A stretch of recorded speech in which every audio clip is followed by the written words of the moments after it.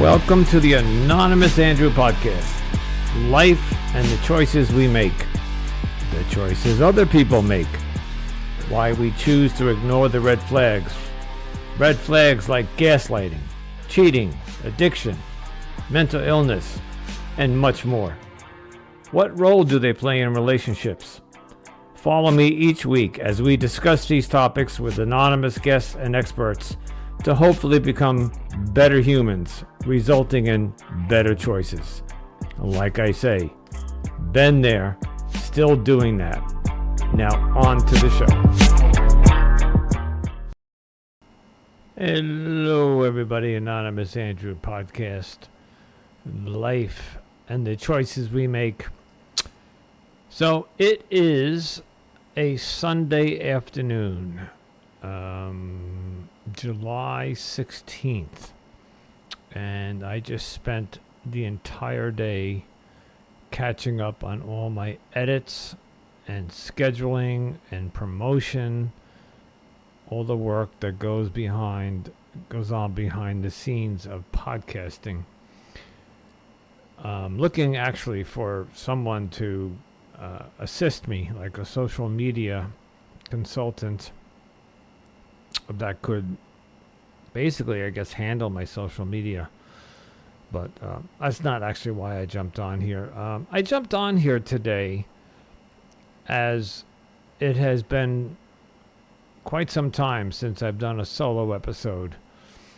I have joined several venues where they match podcasters with guests, authors, other podcasters, life coaches, therapists, doctors, people promoting their practice, and they want to be a guest on your podcast, and they match you, and you book it, you schedule it, you record it, you edit it, then you got to promote it, and yada yada yada. And while all of that is wonderful, what has happened is that I got so caught up in that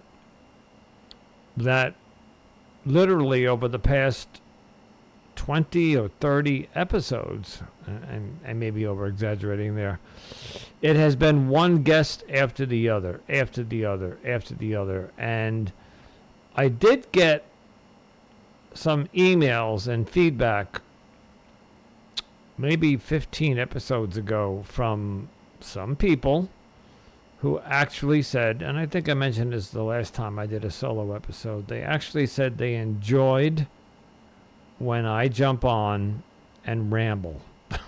So I never would have imagined that. But that's actually how the podcast started.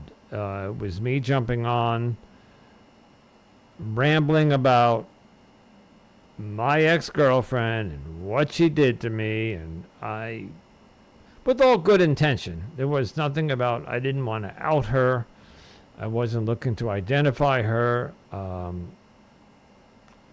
While the human inside of me wants to do all of that, it's just not the right thing to do. It's not about her. I made the mistake of staying in a relationship too long. I knew what she was doing. I knew what was happening. I knew I was being gaslit. And I chose to stay. You know, I was just listening to another podcaster, one of my top 5 favorites. I'm going to not name him now, but his last episode he just put up. And he just talked about a relationship that he was in many years ago, where the woman was just so beautiful, stunningly beautiful, that he got caught up in her beauty.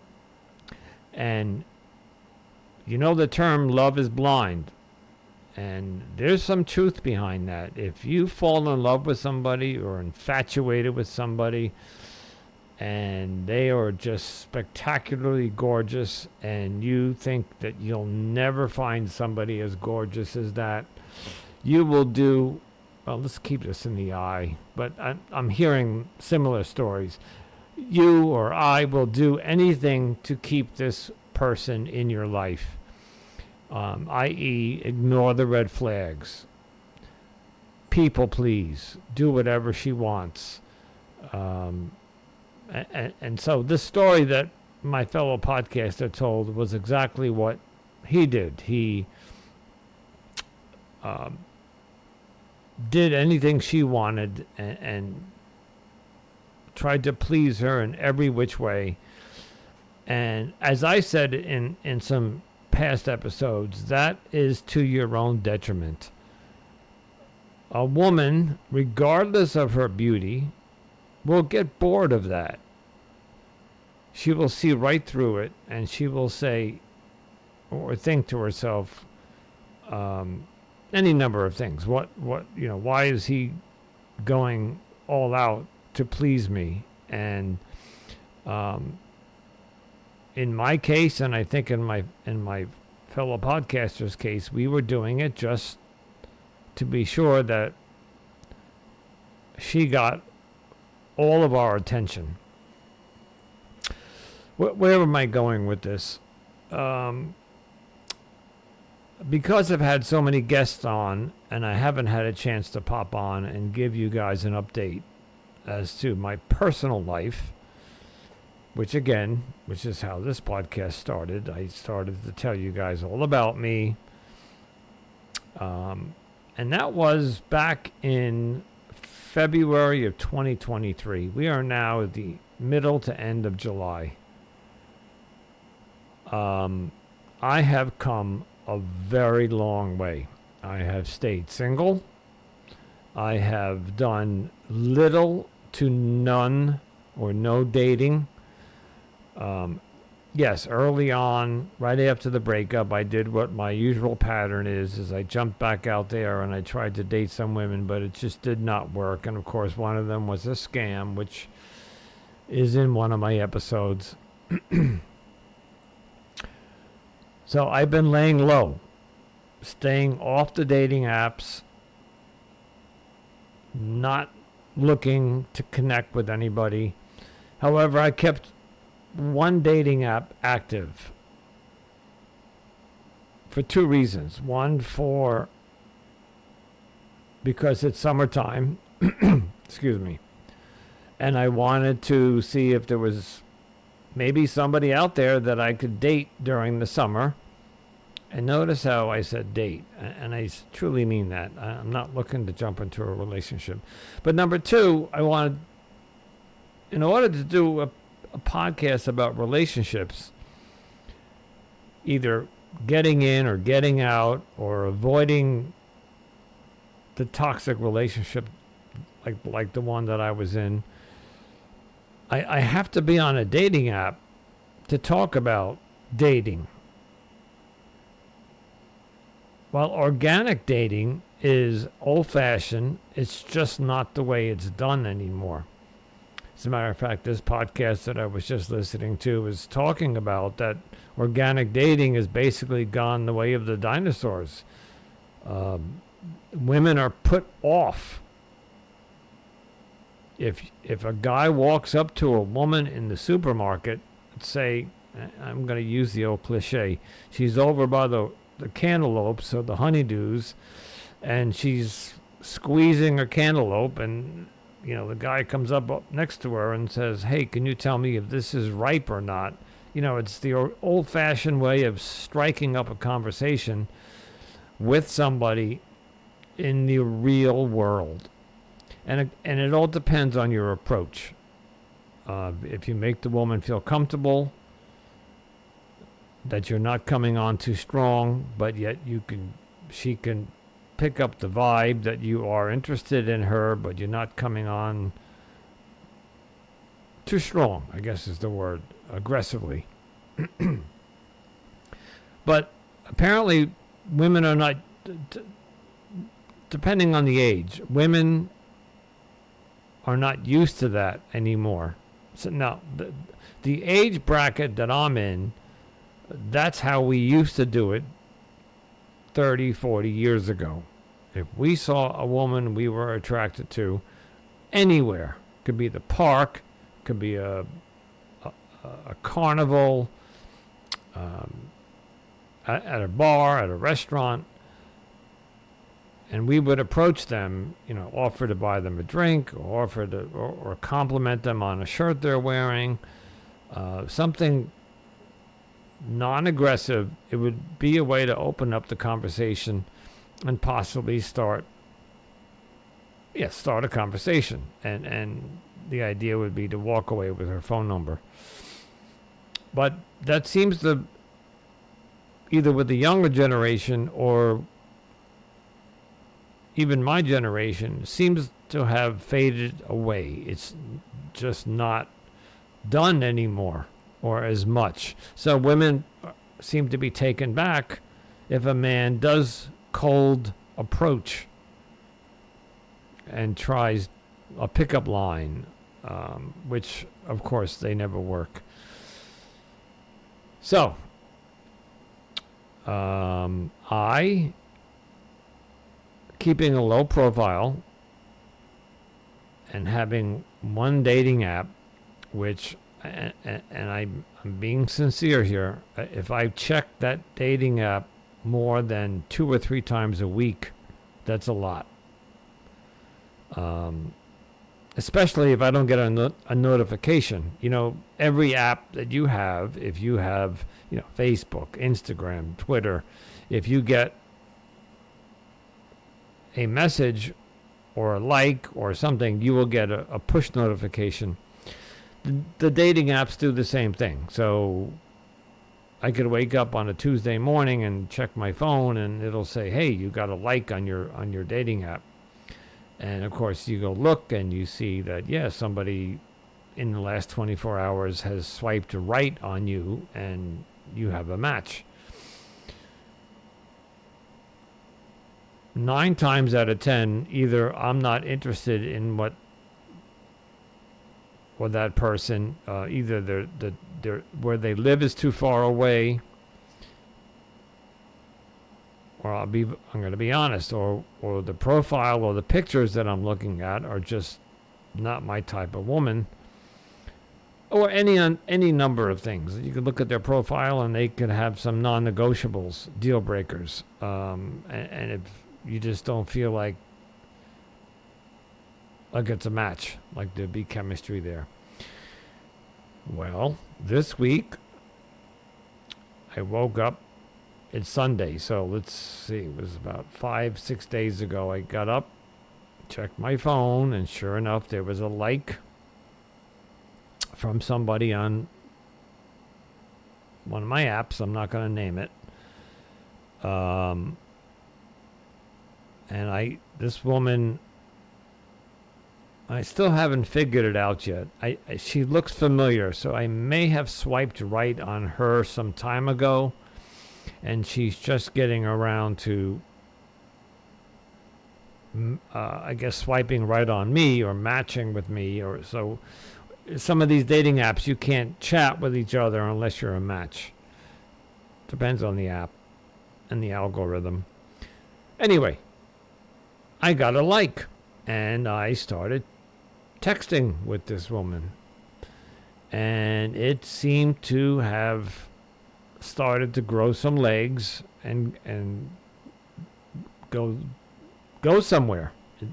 There was 2 days of texting back and forth, until on the 3rd day I suggested that we either do a video chat or maybe we should talk on the phone. And she chose the latter. She said, I would like to talk on the phone. So we picked a night this week, which would be a good time for both of us. And I called her. And we spoke 90 minutes on the phone with this woman. And by the way, she's gorgeous. Absolutely gorgeous.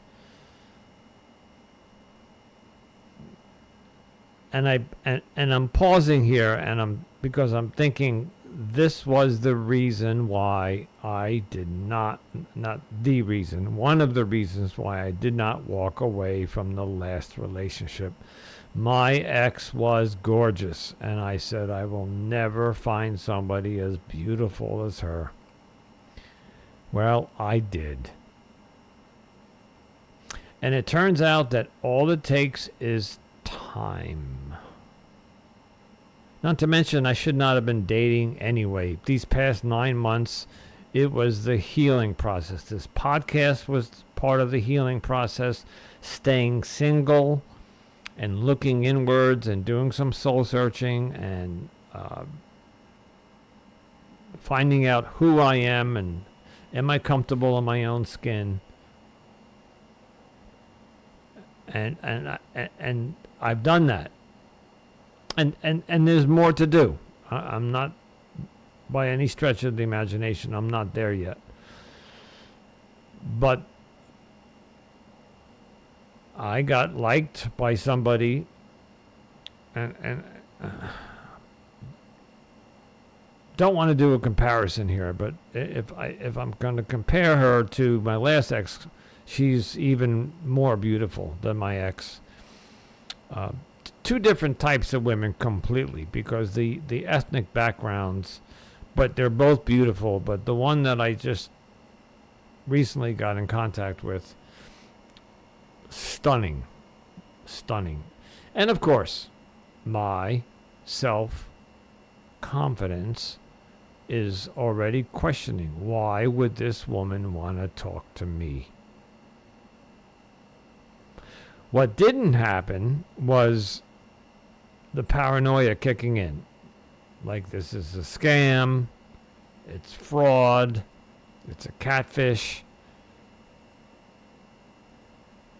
And that's growth for me, because I've already been catfished, I've already been scammed. Something felt different about this woman who reached out to me. And of course, when I spoke to her on the phone, she was genuine. And she lives close by, within 30 minutes. And we have some other things in common. I'm not going to get into the details. So, the last time I spoke to her was Thursday evening. She told me she was going away for the weekend. She had some plans with her girlfriends to go see a concert someplace, I believe. And so I have not spoken to her since Thursday, and today is Sunday. I am going to reach out to her later this evening.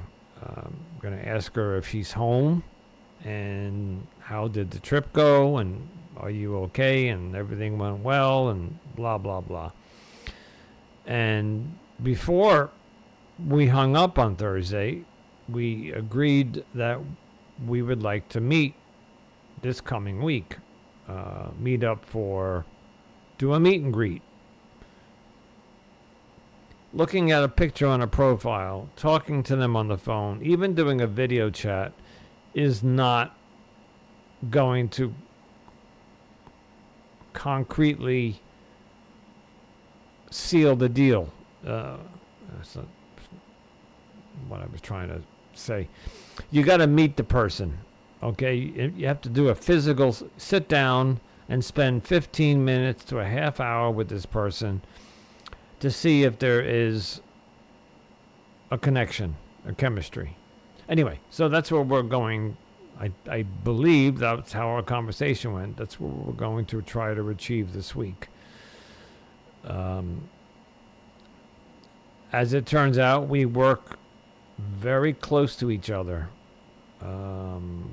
some days of the week. So she works in 2 different offices, and in one of the offices is 2 miles from where I work. So we may do a lunch meet and greet or do an after work meet and greet. But Anyway, I just wanted to jump on here and give you guys an update. I can't officially say I'm dating somebody because I'm not. I just met the woman on a dating app. We had one phone conversation. But it does look promising moving forward that she wants to sit down and do a meet and greet. If the meet and greet goes well, of course, I'm going to ask her on a date. Which I haven't figured out yet what I'm going to ask her. They say do not do dinner on a first date, and then there's, listen, I listen to so many podcasts about dating and I've had so many guests on. There is so much conflicting information out there as to what you do on a first date. Do not go to dinner. Do not do a lunch date. Do not go to a bar. Or yes, go to a bar. Or only go to Starbucks and grab a coffee or tea or whatever. I think what it comes down to is I would simply ask her what she's comfortable with. I would like to say, hey, I'd like to take you out. What would make you comfortable? It's all about making them comfortable. They don't know me. I'm a stranger. And yes, while they're a stranger too, we're still living in a world where the male is seen as more of a threat for her safety. So, okay. Anyway, there's my solo episode. I will somehow keep you updated. Maybe in my intro to one of my episodes, I can tell you what's going on. I don't think I'll give you an update for a couple of weeks. I got to see where this goes. If indeed we make it to a first date and a second date and a third date, I don't want to jinx myself. I don't want to say that I met somebody and then a week from now tell you guys that it didn't work out. Like the chemistry wasn't there, or she didn't like something, or I didn't like something about her. So it could be a month before you hear an update on this, but I did want to just say hello. And while I got your attention, I do need your help, folks. I am building a listenership, an audience, but it's a slow burn. And I know you are listening because I have the analytics. When you do a podcast and you use a platform that distributes your podcast, they do all the data. They tell you how many people are downloading or listening to your podcast. And while the numbers are not where I'd like them to be, they're a lot higher where I would never thought they would get to. But they're nowhere near where they should be. So I still need you to keep downloading, keep listening, but more importantly, subscribe and follow and leave a review. And interact with me on social media. Let me hear from you. I've heard from a couple of you, the ones that said that they like the solo episodes more than they like the guest episodes. I just don't see myself doing a monologue once a week. If that's what you guys want, if the majority of you reach out to me and tell me you prefer me over a guest, I'll do that. Listen, behind a microphone is my most comfortable place. I'm very comfortable behind a microphone. I'm very vulnerable. I tell you like it is. I don't hold anything back. But there's my self-confidence saying, what could I possibly say that you want to hear? I'm not an expert in anything. If anything, I've been the opposite. I have been screwing up royally over the past 8 to 10 years in relationships. I can't seem to get one going and nail it down and keep it alive and sustain it. in this case, I'm going to say it's because I've been choosing poorly. I'm choosing the wrong women. All right, so I think I'm going to leave it there. Just digest that for a little bit. So going forward, i.e., like in this new woman that I'm in contact with, I have to be careful. She's beautiful, so I have to be careful that my hormones don't kick in and go, oh, I want this, and I'll do anything to get a date with her. That's a no-no. Cannot do that. I need to be careful and go slow. Not even one day at a time, 1 week at a time. Yeah, the summer's half over and I'm looking for a partner to go to the beach with or go hang out. And I keep saying this, the boardwalk. Take somebody down to the boardwalk on a Saturday night when it's 88 degrees out and hot and humid, and take her for an ice cream. The boardwalk where I live, which was destroyed by Hurricane Sandy in 2012, it's a brand new modern boardwalk with lots of restaurants and hotels and bars and little food shacks and ice cream shacks, and it's a beautiful romantic place to take somebody. You know what? That's my first date. I'm going to ask her to come down to the boardwalk. She did say she was a beach person, so. Okay, folks.